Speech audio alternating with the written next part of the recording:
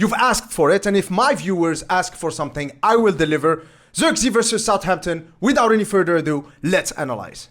Alright, let's get started. So one of the things that has caught my attention the most in this game, as far as Zirkzee is concerned, is of course his physical presence. The fact that he's not scared of getting physically involved with the opposition players. If you can see here, Stevens, the right-sided centre-back from Southampton, is literally like holding onto Zirkzee. This is like a UFC matchup between two giants right here. And as far as Stevens is concerned here, I mean, as you can see, as the ball progresses here towards Christian Eriksen, Stevens right here is safe because the sense of security that centre-backs get, and I've said this in my full-on tactical analysis video when talking about that Zirkzee goal, is their security comes from the fact that they can have that physical touch with the striker, because then you know where the striker is, therefore you can react to whatever it is that they do. You have an easy day at the office, you can defend easily.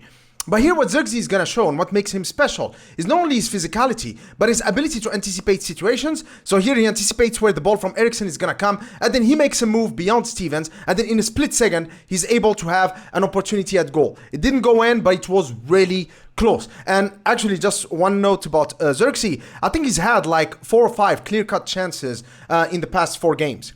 There was that goal against Fulham, against Liverpool, he's had 2, and of course against Southampton as well. So this is clearly a striker who can score 20-25 goals a season. But as I'm going to show you later in the video, his main contribution, his main value as an asset in our squad is not only through the goals that he can score, but rather the fact that he just elevates the goal and assist output of everyone around him by about 200 or 300%. So he has a tendency of just dropping deep. This is great because when we talk about press resistance, we always focus on individual players, how they handle the ball, how they can dribble with the ball and not lose the ball.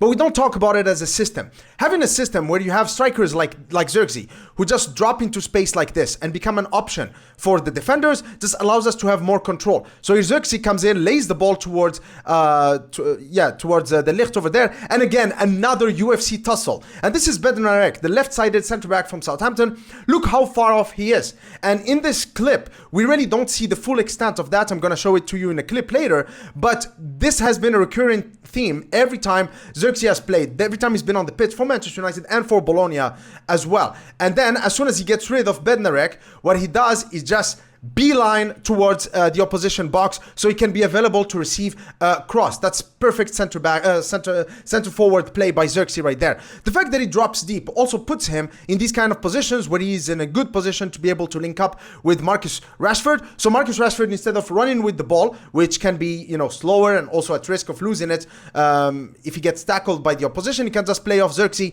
And this guy just got a knack of always finding himself in positions where he's got time and space on the ball. The other thing that I love about Zirkzee is just the fact that things move at 100 kilometers an hour with him. For example, here in this sequence, there is this space right here. He doesn't hold on to the ball, just one touch into the path of Bruno Fernandes, and then that's it. There you go. And also what I like about Zirkzee and what makes him a complete striker is that he's not just a hold-up player, he's not just a finisher, but he's also a dribbler. He's also someone who can make things happen the same way a winger or an attacking midfielder would. For example, here putting himself in the channel, in the position in between the left-sided left back and left-sided centre-back, and then he gets the ball, he wants to go into this area over here, and then what he does, he goes in with the dribble, and what I like about that is that he pretends like he's gonna cross, but no, he just gives himself another yard to open up more, a better angle to try to find his teammates. Again, very good technical player.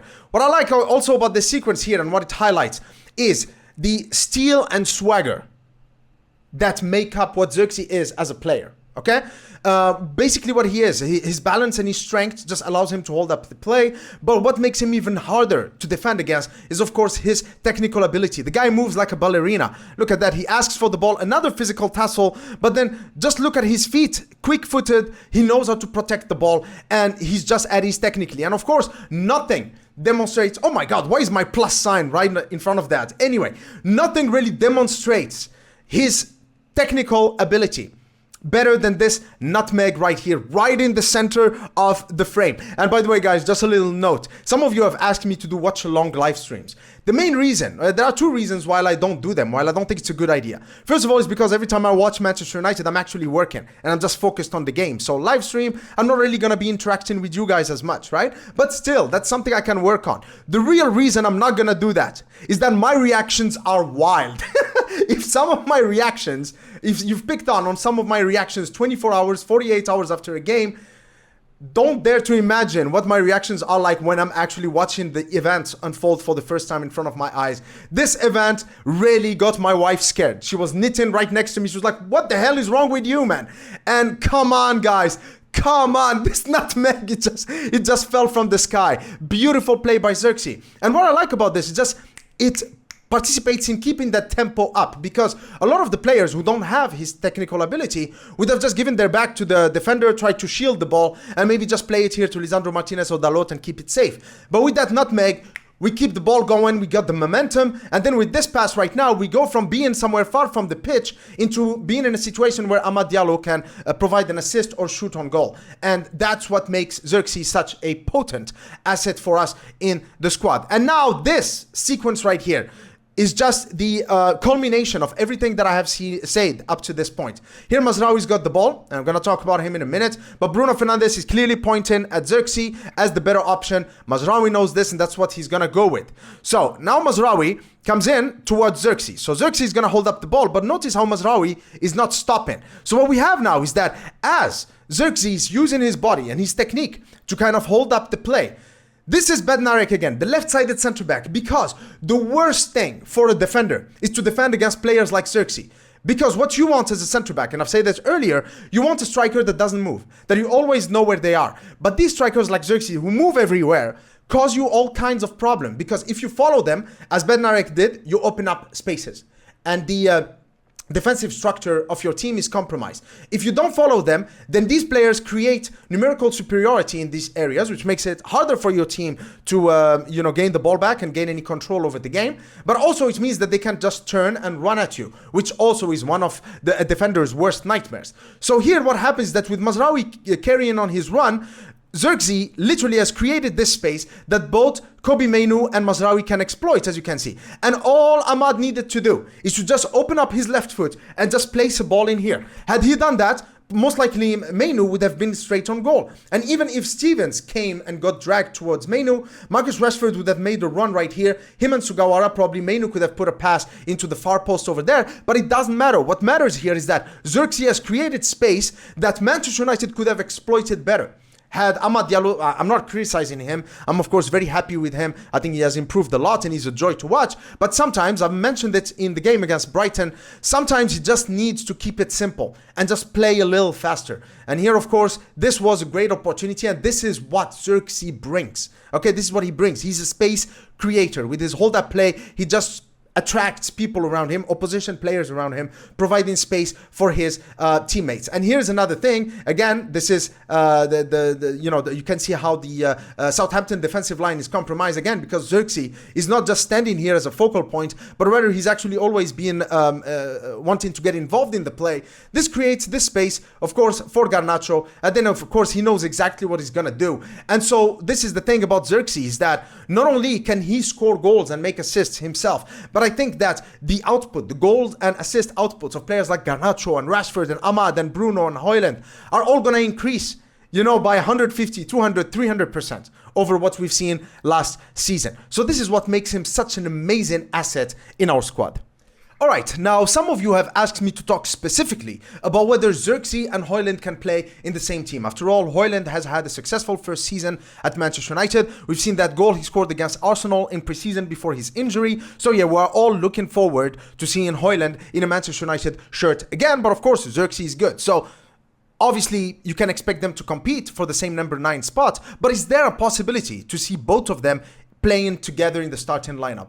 Well, let's assume that we are not changing Erik ten Hag's system. We're not going with the back 3, for example, or with the diamond. Okay, let's say we're sticking to a 4-2-3-1. Can we have both Hojlund and Zirkzee on the same team sheet? Yes, we can. And the secret to that is actually Bruno Fernandes. Bruno Fernandes and Zirkzee are both playmakers, but they're different. Bruno Fernandes is more of a visionary, he's more of a passer, a key pass, a volume key pass provider.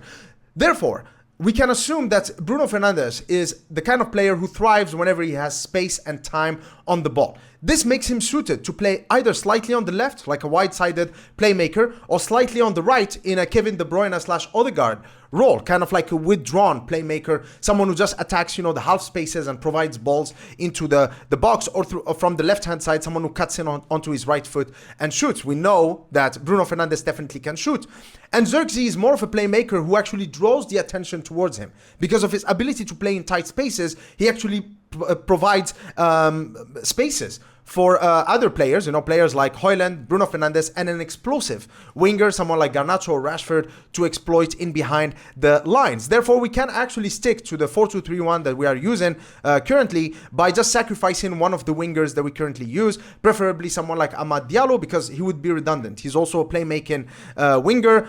With Zirkzee and Bruno Fernandes also being playmakers, maybe you need someone who's a little more direct, like Rashford or Garnacho, alongside Hojlund. That's perfectly fine. But what matters now is that for us to be successful, we also need competition for places, and we also need a bunch of players with different profiles, as is the case with Zirkzee and Hojlund, that can provide us tactical options so that we can adapt to different, tactical setups from the oppositions.